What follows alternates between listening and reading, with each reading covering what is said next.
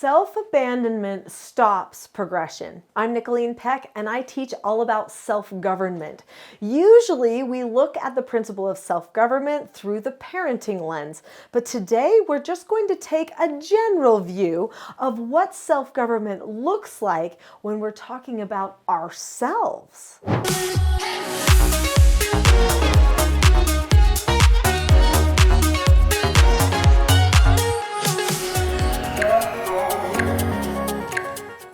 In this video, I'm going to share with you a quote by Leonardo da Vinci, and then we are going to talk about self-abandonment, what that looks like, and how not to fall into that trap.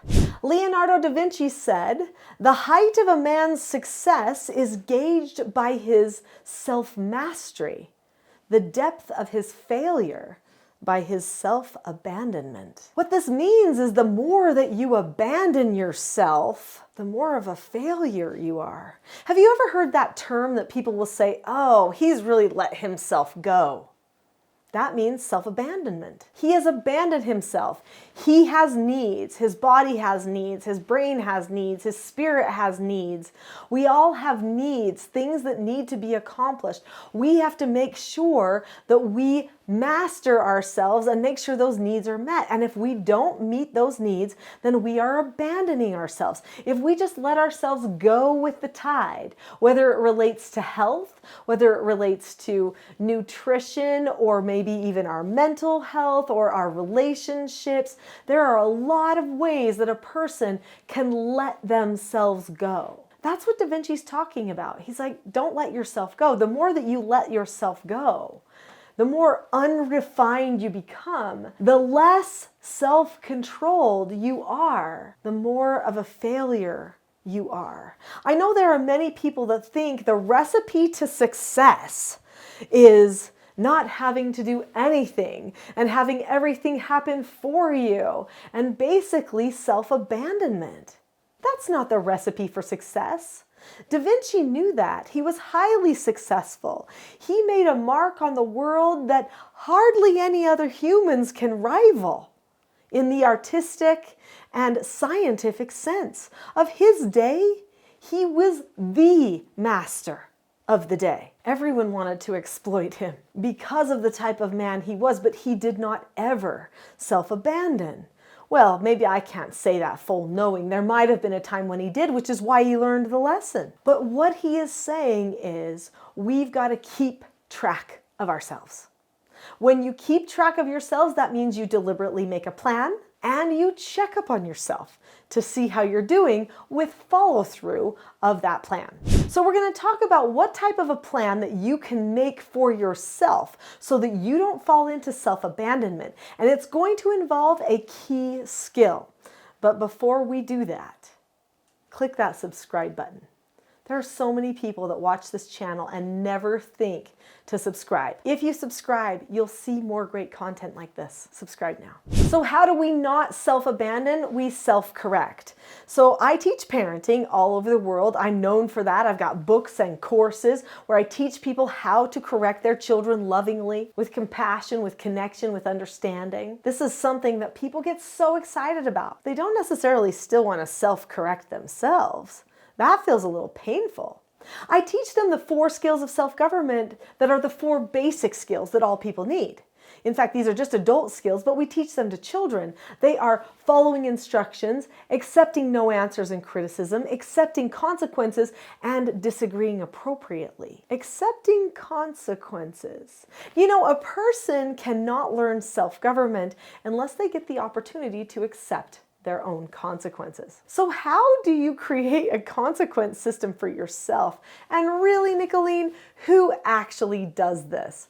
Well, you don't have to necessarily create separate consequences. When you're an adult, hopefully you see the natural consequences and you don't want the negative ones and do want the positive ones. A truly motivated person does not need an extrinsic or synthetic consequence. However, children often do. Their prefrontal cortexes are small. They do not recognize cause and effect as readily as adults do. They actually have a hard time recognizing how long something happened before before we saw the negative effect. So it is better to use synthetic consequences. It's even more merciful to use synthetic consequences with children. But when it comes to adults, we are pretty much left with the natural consequences, which means that it could take days for us to recognize we did something wrong, maybe even months or years. And then we have even more work to do to reform ourselves and fix ourselves. But we should still go about the task doing it. Correction can be a healing thing, a helpful thing. It actually can even be an empowering thing. That's right, to correct yourself is empowering. Many people don't think of it like that. But if you're a person who likes repentance, now I don't know if you're a religious person or not, whoever's listening to this, but I am. Many people are afraid of repentance.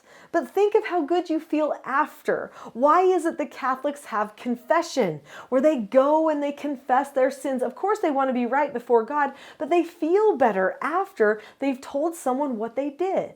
Repentance should be a healing thing. It should be something that we look forward to. In fact, for most people, it's a relief. Well, the same thing happens when we self-correct. It's actually a relieving action that occurs.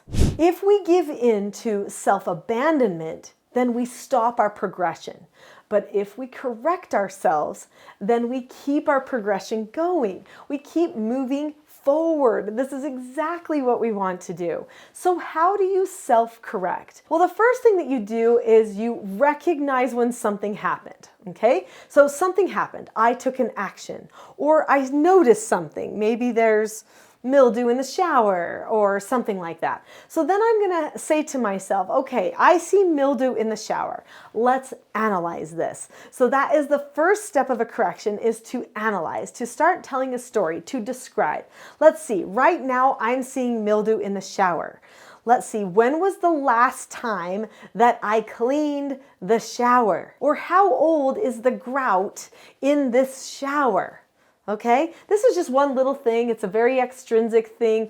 We could talk about not telling lies or being kind to other people. There's so many things that you could talk about, but this I think would be a very simple thing to notice. So you assess what's going on, what has happened in the past, how long it's been since you paid attention to it, and then you might recognize, oh, I haven't cleaned the shower in probably 4 months. Oh, that could be why there's mildew growing in the shower, because I didn't clean it often enough, or when I did clean it, I didn't use cleaner to kill the bugs. I might have gotten a lot of the water off the walls, but I didn't actually get all of the bacteria cleaned up with a chemical.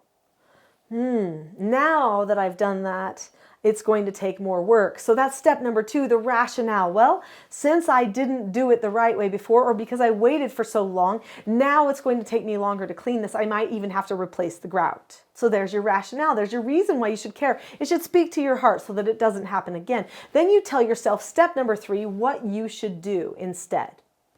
Well, next time I need to remember to clean the shower once a week, and to use cleaner, and the rest of the times to use the squeegee to get the water off of the walls.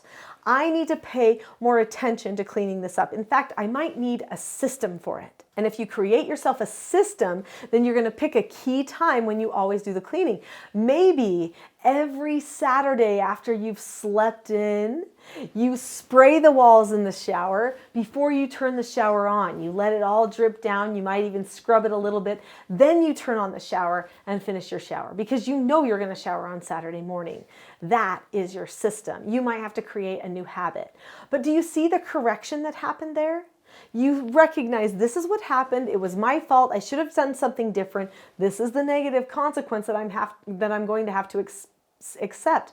This is the negative consequence that I'm going to have to accept because of this. And then this is what I need to do in the future. And I took it a step further and even created a system for myself. Now, how am I going to make sure that I follow through? I'm going to set myself a checkup time. So hopefully you have a time where you do some self-inventory. This will help you follow through with all of the things that you are correcting about yourself. There is so much more that I could teach you about self-government. If you have liked this video, I'm quite sure that you will love my next video called The expectation trap versus the cycle for success. That's a full class all about how we get ourselves into expectation traps instead of following the cycle for success. It's quite insightful. I think you'll enjoy it. Click on the link to that video now. I'll see you there.